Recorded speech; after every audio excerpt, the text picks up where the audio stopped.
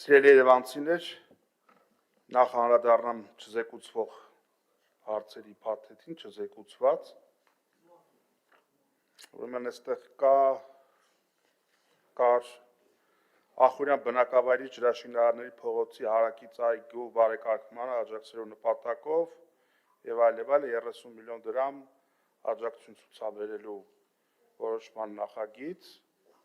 անշուշտ ողջունելի է մայրաքաղաքի կողմից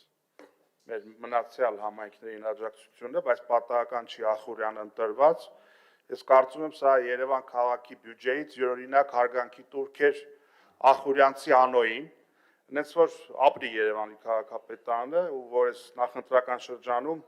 Ախուրյանցի անոյի սիրտը շահելու համար 30 միլիոն դրամ փող է տալիս։ Երկրորդ դրվագը, ուրեմն ճանապարհների հետ կապված եվրոպական համայնքի ժողով եւ այլն 25 թվականի բյուջեով էլ է եղել ավելի քան 4 միլիարդ դրամ այս տարվա բյուջեով էլ է, բայց մեկը կառավարությունից հավելյալ փող են տալի եւ տարածքային կառավարման նախարարն էլ արձանագրում է, որ ճանապարհների վերանորոգման գործընթացում հարկադրված է եղել ճանապարհային դեպարտամենտը միջամտել, այսինքն այս ահռելի բյուջեն այսքան փողերով տրված է քաղաքային իշխանությանը, բայց մեկը այլի պիտի ճանապարհային դեպարտամենտը միջամտի։ Հիմա ինչ վերաբերում է մյուս դրվագին չզեկուցվող հարցերի, ուրեմն տեսեք, այստեղ անցկացվեց չզեկուցվելով ծածկագրերի փոփոխությունը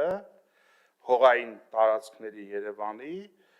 նախագծով Երևան քաղաքի 25 թվականի դեկտեմբերի 23-ի N463 որոշման հավելվածում կատարվող լրացումներով ցանկը լրացվում է նոր ծածկագրերով, ակնկալվող արդյունքը Երևան քաղաքի հավաքանու 25 թվականի որոշման մեջ լրացում կատարելու արդյունքում հավելվածը կավելացվի նոր ծածկագրերով, որի արդյունքում կավելանա Երևան համայնքի բյուջեի մուտքերը։ Որոշման ընդունումը նպատակաուղղված է Երևանի համայնքային գույքի հետագա օգտագործման արդյունավետության բարձրացման, այսինքն ծածկագրերը փոխենք, որ հողերի նշանակությունը փոխվի, որ էլի տանք շինթույլտվություն, էլի փող մտնի, այսինքն գերնպատակը փողն է եւ վերջերս ծանոթներից մեկը ճարը կտրած հայտարարեց, ասում է, այնքան հողահատկացում են արել Երևանում, որ Երևանում էլ խանդի հողել չի մնացել, էլի, այսինքն այդ իրավիճակն է տիրում։ Նույնը թիմ օրենքով պետական գույքը պիտի սկսի համայնքներին բանանել, վճարել պետական գույքի համար, ինչա էտելա փող, այսինքն ամեն հնարավոր աղբյուրից փող, ֆինանս, էլի ֆինանս, եւ հարցը առաջանում, թե այդ ֆինանսը ինչպես է տնօրինվում։ Իսկ այն որ արդյունավետ չի տնօրինվում, երևանցիները ամեն օր իրենց առօրյա շարժի մեջ դա տեսնում են։ Եվ անդրադառնալով այդ չարչրկված, այդ տրանսպորտի եւ այլն հետ կապված, ակնհայտ է մեկ բան, որ վարորդների պայմանագրային պարտավորությունների մեջ մտնում են ընդհանրապես զգուշացնել չվճարող վարորդներին ու վերջ, ուրիշ ոչ մի բան, պահանջել, կռվի բռնվել, չեմ քշելու, դες բան չկա պայմանագրերում։ Եվ այդ սպառնալիք այդ շանտաժը, որ եթե չմասնակցեն, հավելավճարները չեն ստանա, դա է, որ դրդում է վարորդ ուղևոր կոնֆլիկտի։ Այդ հավելավճարները լավություն չեն, այդ հավելավճարները այն ծանր պայմաններում աշխատանքի համար տրվող գումարներն են, եւ դրա վերաբերյալ էլ արդեն մամուլում կան արտահայտություններ, որ վարորդների շրջանում առաջանում է դժգոհություն։ Եվ ինչի համար այդ պարտականությունը դրվում վարորդների վրա, որտեղ որքան էլ հսկիչ ընդունեք աշխատանքի, ակնհայտ է, որ շուրջ 700-800 շարժակազմում, որոնք ամեն օր դուրս են գալի Երևանի փողոցներ, դուք չեք կարող համաժամանակյա հսկողություն ապահովել։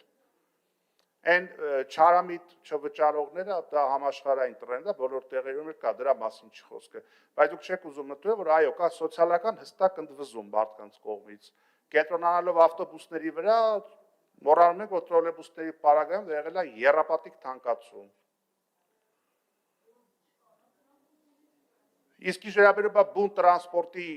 հավաքագրվող գումարների շարժին եւ այլն, 26 թվականի հունվարին անգամ պարզ չի լինելու, 25 թվականին ուղևորափոխադրումների ծավալը որքան է կազմել։ Դրա համար եք ասում 100 դրամ միասնական ուղևորավարձը պահպանեք, 1 տարի թող նաև սեզոնային գործոնները հաշվի առնելով։ Մի հատ թիվ ֆիքսենք, հասկանանք հասույթը որքան է, ծախսը որքան է, արդյոք կա դեֆիցիտ թե չկա, նորից տայդում կողմնորոշվենք։